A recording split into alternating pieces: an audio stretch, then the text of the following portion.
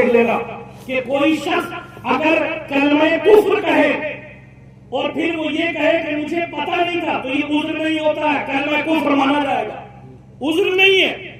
جہالت کوئی عذر نہیں ہوتا ہے۔ یہ تو آپ پر فرض تھا نا کہ علم دین سیکھتے۔ جب مسجد کا امام کتاب لے کر بیٹھا، یہ کھجاتے ہوئے مسجد سے باہر نکل آئے۔ یہی تو چیزیں ہیں۔ 10 منٹ جو شریعت کو نہیں دے سکتا اور 10 گھنٹے چوراہوں کو دے سکتا ہے، اس قوم کی زوال پذیری کا کوئی جو ہے مقابلہ نہیں کر سکتا۔ آج وہ چیزیں جو ہمارے اندر ہونی چاہیے تھی، وہ یہودیوں نے اپنے اندر پیدا کر لی۔ شادیوں کو آسان سے آسان ترین بنانا تھا، لیکن اتنا مشکل کر دیا کہ اگر کوئی چاہے بھی کہ میں اپنی شادی کو آسان کر لوں، وہ بھی نہیں ہو سکتا۔ حقیقت بات میں آپ کو بتا رہا ہوں، چاہے وہ پڑھا لکھا ہو یا غیر پڑھا لکھا ہو، اگر وہ یہ چاہے کہ میں آسان کر لوں، وہ بھی نہیں کر سکتا، کیونکہ رواج ہی اتنا مشکل اور اتنا ٹف بنا دیا کہ اگر کوئی نہیں کرے کہ بھائی جب تھا نہیں تو پھر کیا کیوں تھا، انہوں نے انتظام کیوں کیا تھا۔ یہ تمام چیزیں بالکل خراب رسمیں کر دی۔ لڑکے لڑکیاں ایک جگہ ٹہل رہے ہیں۔ کبھی اٹھائی ہے وہ روایت کہ جب خالد بن ولید سے عیسائی پادریوں نے کہا تھا کہ خالد بن ولید ہم ایمان لے آئیں گے، حملہ مت کرو ہم پر، بس اتنا کر لینا کہ جو ہماری مارکیٹ ہے، جو بازار ہے، ان سے نکل کر تم بس ہمارے قلعے تک آ جانا، بس ان سے نکلنا، ہمارے قلعے تک آ جانا، ہم خود ہی اسلام قبول کر لیں گے، تمہیں جہاد کی ضرورت نہیں ہے، ہمیں مارنے کاٹنے کی ضرورت نہیں ہے، بس خالد بن ولید اتنا کر لینا، بازار سے نکل کر ہمارے قلعوں کی طرف آ جانا۔ خالد بن ولید اپنے وقت کا the undefeated commander of اسلام، جس نے 125 جنگوں میں حصہ لیا ہو، اور اللہ کے فضل اور اس کی عطا اور مصطفیٰ کے وسیلے سے کسی ایک جنگ میں خالد بن ولید نہیں آ رہے، کسی ایک جنگ میں نہیں آ رہے تھے خالد بن ولید۔ وہ خالد بن ولید جب ان سے کہا کہ بازار کو پار کر کے ہمارے قلعے سے آ جاؤ، اگر سب لوگ صحیح سلامت آ گئے، خود ہم جھک کر اسلام قبول کر لیں گے۔ خالد بن ولید کا ذہن دوڑا، ذہن چلایا کہ اتنی معمولی سی بات پر کوئی کیسے اسلام قبول کر سکتا ہے۔ جب ذہن دوڑایا، ملاحظہ کروایا اپنے درباریوں سے کہ جاؤ دیکھو، اپنے جو معاونین تھے، اپنے جو خادم تھے، ان سے کہا کہ دیکھ کر آؤ عیسائی پادریوں نے کیا اہتمام کیا ہے۔ جب دیکھنے گئے تو دیکھتے ہیں کہ بازار میں عورتوں کو ننگا کر دیا گیا ہے، پیسوں کے ڈھیر لگا دیے گئے ہیں، سونے چاندی پیروں میں پڑے ہیں، اور یہ انتظام صرف اس وجہ سے تھا کہ جب یہ مسلمان اپنے گھوڑوں پر سوار ہو کر بازار کی طرف سے نکلے تو ننگی عورتوں کو دیکھ کر ان کی آنکھیں بہک جائیں، مال دولت کو دیکھ کر ان کے دل نیچے گر جائیں۔ جب یہ دیکھیں کہ سونے چاندی ہیرے جواہرات کہ جن کے لیے ہم کوشاں رہتے تھے، جن کے لیے ہم پورے دن محنت کر کے تھوڑی سی روزی حاصل کرتے ہیں، وہ مال اور جواہر ہمارے قدموں میں پڑے ہیں، بس یہی لالچ کیا تھا کہ صحابہ کرام کے دل بہتے،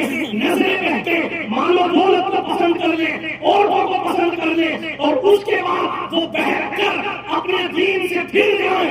یہی ان پادریوں کا شریعت تھا، یہی ان پادریوں کا جو ہے منصوبہ تھا۔ خالد بن ولید نے ایک اسپیچ اپنے صحابہ کو دی تھی، اے صحابیوں، اگر آج تم میں سے کسی نے بے غیرتی کا مظاہرہ کیا تو کل قیامت تک تم سب کا نام تاریخ کے ایک دھبے دار حصے پر درج ہوگا، اسی حصے پر کہ جس میں ایک کالا دھبا لگا ہوا ہوگا، اور تمہارا نام سب کے سب بے غیرت بے شعور قوم کہہ کر لیا کریں گے۔ اگر آج تم نے اپنی نظروں کی حفاظت نہیں کی تو پھر کل قیامت تک لوگ تمہیں تانا دیں گے، غیر قومیں کہیں گی کہ مسلمان جواہر پر بک گئے تھے، مسلمان سونے چاندی پر بک گئے تھے، عورتوں کے حسن پر بک گئے تھے۔ بس ایک اسپیچ خالد بن ولید کی، تمام ساتھی سوار ہو کر گھوڑے پر آئے، سب کی نگاہیں جھکی ہوئی، بازار سے گزر گئے، کسی نے مال و دولت کو جو ہے بھاؤ نہیں دیا، کسی نے جو ہے عورتوں کے حسن کو نہیں دیکھا، سب کے سب نگاہیں جھکائے ہوئے قلعے تک پہنچ گئے۔ جب عیسائی پادریوں نے دیکھا کہ مسلمان نے نہ جو ہے دولت کی طرف دیکھا، نہ سونے کی طرف دیکھا، نہ مسلمانوں نے عورتوں کے حسن کی طرف دیکھا، تو خالد بن ولید کے ہاتھ پر اسلام لے آئے اور کہنے لگے کہ خالد بن ولید آخر کون کون سی چیز ہے جس نے تمہاری نگاہوں کو بچا لیا، تمہارے دل کو بچا لیا؟ تو خالد بن ولید نے ایک تاریخی جواب دیا تھا کہ ایک پادریوں جس آنکھوں نے مصطفیٰ کا دیدار کیا ہو اور جس دل میں مصطفیٰ کی محبت کا چراغ روشن ہو، نہ وہ آنکھیں دنیا کی کسی طاقت کے سامنے بیٹھ سکتی ہے اور نہ دل وہ مصطفیٰ کے ہوتے ہوئے کسی دنیا دار کو کیا جا سکتا، کسی کو نہیں دیا جا سکتا وہ دل، اور کبھی نہیں بیٹھ سکتی وہ آنکھیں جنہوں نے مصطفیٰ کا دیدار کیا، وہ کسی دنیا دار کی محتاج نہیں ہے۔ وہی تو ہماری جو ہے روش تھی کہ جس کو ہم بھول کر آج غیر محرموں سے بالکل ایسے جیسے ان کا کوئی پردہ ہی نہیں ہے، کوئی پردہ ہی نہیں ہے۔ اب اس میں اگر کوئی کہے کہ نہیں ہماری بچیاں تو ایسی نہیں ہے، تو اگر آپ کی بچیاں ایسی نہیں ہیں تو کیا ان کے لیے بے پردگی جائز ہو جائے گی؟ حضرت فاطمہ رضی اللہ تعالی عنہا ان سے زیادہ کسی کی بیٹی یا کسی کی عورت پاکیزہ ہوگی؟ کون ہے ان سے زیادہ پاکیزہ؟ لیکن ان کے لیے بھی تو پردہ، وہ بھی تو پردہ کرتی تھی۔ اور جس کو یقین نہ ہو امام اہل سنت کا شعر پڑھ لے، جن کا آنچل نہ دیکھا مہو مہر نے، اس ردائے نزاہت پہ لاکھوں سلام۔ یہ ان کی شان کہ چاند اور سورج نے جن کا آنچل نہ دیکھا ہو وہ فاطمہ الزہرا، تو ان سے زیادہ بھروسے مند کس کی بیٹی ہے؟ تو جناب اپنے کلچر کو اور اپنی شادیوں کو اسلامی رسومات کے مطابق جب تک ڈھالا نہیں جائے گا تب تک کوئی برکت حاصل نہیں ہوگی، کوئی برکت کسی طریقے کی حاصل نہیں ہوگی، بلکہ برکت تو دور کی بات ہے، شادیوں میں ان تمام چیزوں کے کرنے سے اللہ تبارک و تعالیٰ آگے کی زندگی کو تنگ فرما دیتا ہے، اور انہی تمام چیزوں کی وجہ سے۔ تو جب تک ان چیزوں کا خاتمہ نہیں ہوگا، لوگ یہ نہیں سمجھیں گے جب تک کہ بھئی ہمیں ان تمام چیزوں سے بچنا چاہیے، یہ جتنے بھی، اور خاص کر نوجوانوں کی ذمہ داری ہے کہ وہ اپنے نفس پر کنٹرول رکھ کر اپنی خواہشات کو محدود رکھیں، اپنے اندر عاجزی رکھیں، اپنے اندر انکساری رکھیں۔ اربوں روپے کا مالک کوئی سیٹ ہوتا ہے تو جب وہ اپنے واش روم سے نکلتا ہے تو لائٹ بند کرتا ہوا نکلتا ہے، لیکن ہمارے یہاں 2-4 ہزار والے پورے دن ایک لائٹ کھلی ہوئی ہے۔ فضول خرچی بالکل عام ہے، فضول خرچی بالکل عام ہے۔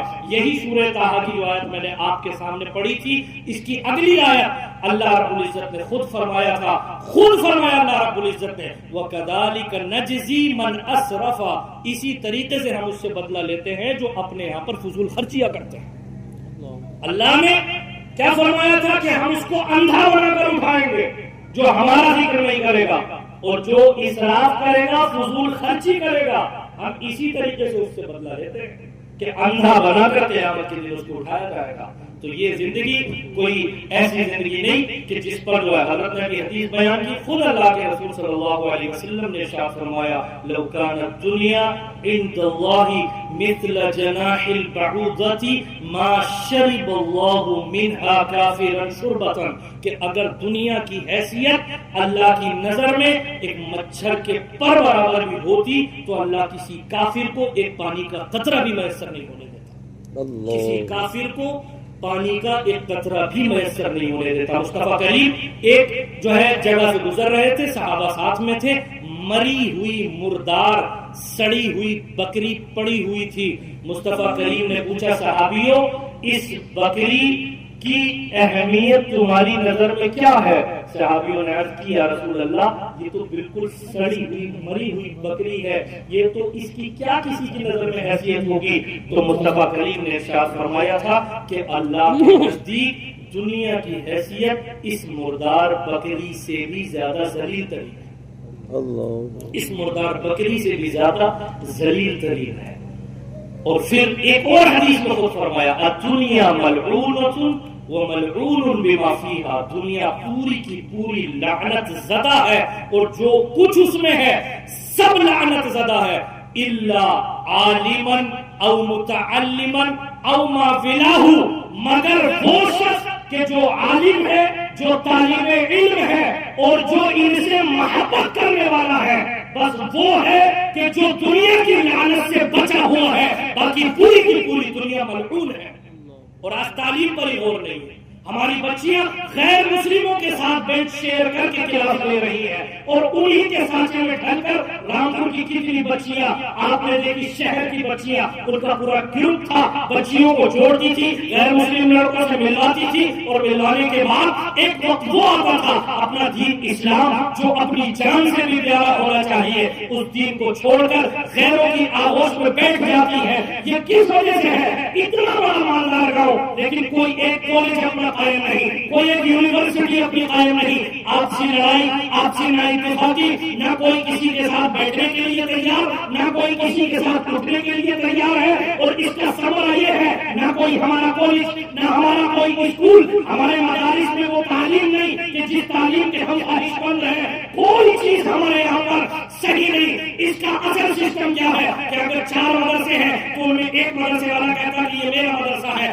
دوسرا کہتا یہ میرا مدرسہ ہے, تیسرا کہتا یہ میرا مدرسہ ہے. کاش کتنا بہتر ہوتا کہ سب یہ کہتے کہ یہ مدرسہ ہے یہ بھی ہمارا ہے, کیونکہ یہ بھی اہل سنت و جماعت کا ہے, وہ مدرسہ ہے وہ بھی ہمارا ہے, وہ بھی اہل سنت و جماعت کا ہے. مدارس والے آپس میں لڑ رہے ہیں, خانقاہوں والے آپس میں لڑ رہے ہیں. اگر جو ہے کسی کے گھر میں کوئی دیندار ماحول بنایا جائے تو وہ آپس میں لڑ رہے ہیں. جب تمام معاملات, جھگڑے, انحصار, تکبر, انا, ان تمام پر جب رونما ہو جاتے ہیں تو قوموں سے اقتدار چھین لیا جاتا ہے.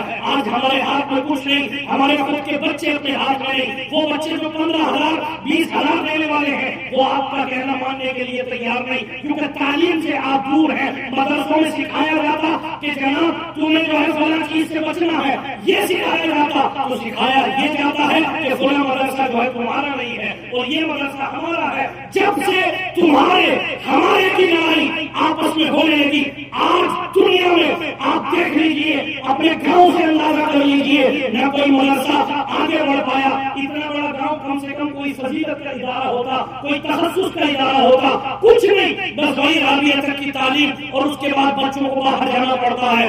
اتنا بڑا مالدار گاؤں لیکن کوئی کالج نہیں, کوئی اسکول نہیں. غیر مسلموں کے ساتھ ہماری بیٹیاں بینچ شیئر کرتی ہیں. اس تمام کا اگر خمیازہ کوئی ایک حصے کا عالم بھی اس کا ذمہ دار ہے. وہ جو ہے تقریر میں یہ کہتا ہے کہ میں تو سب کو جو ہے دین کی دعوت دیتا ہوں, وہ بھی اس کا ذمہ دار ہے.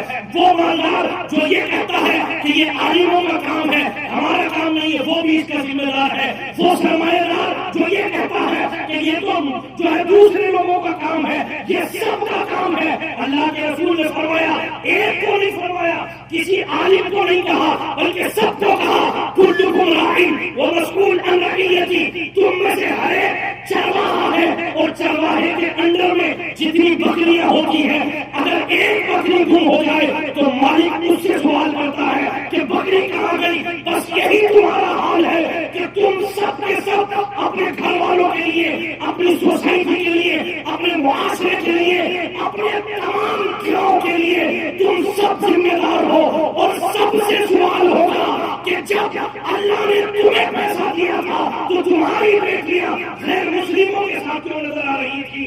جب اللہ نے تمہیں مالوں دولت سے نوازا تھا تو تمہاری بیٹیاں فتنہ اقتدار میں مبتلا ہو کر دین و اسلام کو, دین کو چھوڑ کر, اسلام کو چھوڑ کر بد مذہبیت کیوں اختیار کر رہی تھی؟ یہ تمام چیزوں کا سوال آج کے عالم سے بھی ہوگا, مفتی سے بھی ہوگا. یہ تمام سوال جو ہے صرف علماء سے نہیں مالداروں سے بھی ہوں گے, سب سے ہوں گے. وہ سرمایہ دار جو آپس میں دو بھائیوں کو لڑا کر اپنا مقصد نکالتے ہیں, وہ دلال جو پنچایتوں میں 5-5 لاکھ روپے لے کر 2-2 لاکھ روپے اپنے قبضے میں کر کے اپنا گھر چلاتے ہیں, وہ رشوت خور کہ جو تھانے میں 50-50 ہزار کی رشوت دلواتے ہیں فری میں کام ہو سکتا ہے. کیا ان دلالوں کا یہ سیوا نہیں کہ وہ اپنے معاشرے میں ایک اسکول دیں, ایک کالج دیں؟ کیا ان رشوت خوروں کا یہ کام نہیں ہے کہ وہ تمام لوگوں کو ابھارے, ایک کالج بنائے کہ جس میں مسلم بچیاں اسلامیات کی تعلیم بھی سیکھیں, جس میں مسلم بچیاں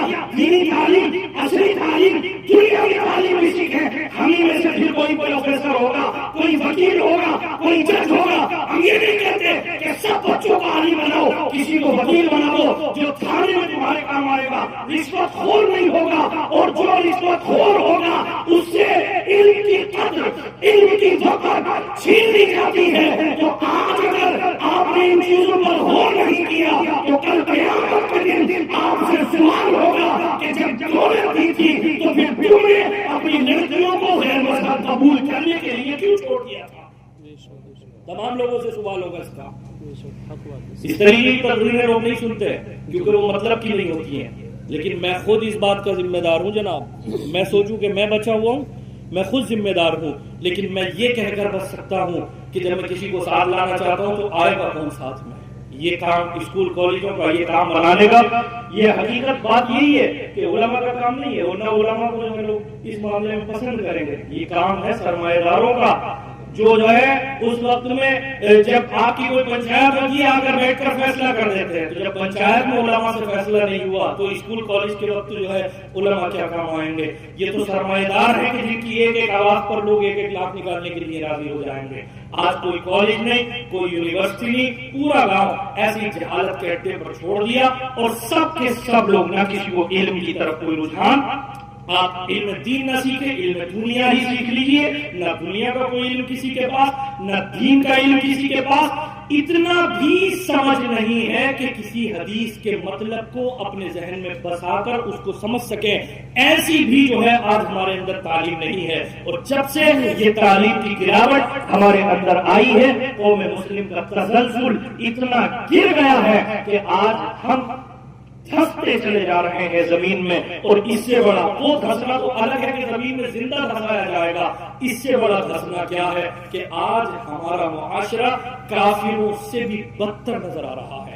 آج ہمارے معاشرے میں کافروں سے بھی بدتر برائیاں پیدا ہو گئی ہیں۔ زیادہ لمبی چوڑی گفتگو نہیں، بس اتنا سمجھیں کہ اگر ہم ان چیزوں پر غور نہیں کریں گے تو پھر کون کرے گا؟ مدارس اسلامیہ کو مضبوط کیجیے، مدرسے والوں سے سوال کرنا چاہیے کہ آپ کے یہاں پر پڑھائی ہے تو کس طریقے کی ہے؟ اگر کوئی بچہ کمزور ہے، ڈائریکٹ کہو کہ ہم آپ کو چندہ دیتے تو اس وجہ سے تھوڑی دیتے ہیں کہ اس بچے کی نماز بھی یاد نہیں، ڈائریکٹ کہیے۔ آپ ذمہ دار ہیں اس چیز کے، یہ تھوڑی ہے کہ مدرسے والے رمضان میں آپ کی رسید کاٹ کر جائیں گے، پورے سال رنگنے لیا مزے اڑائیں گے۔ نہیں، مزے یہ جب ہونے چاہیے جب بچہ جو ہے ایک صحیح عالم پیدا ہو جائے۔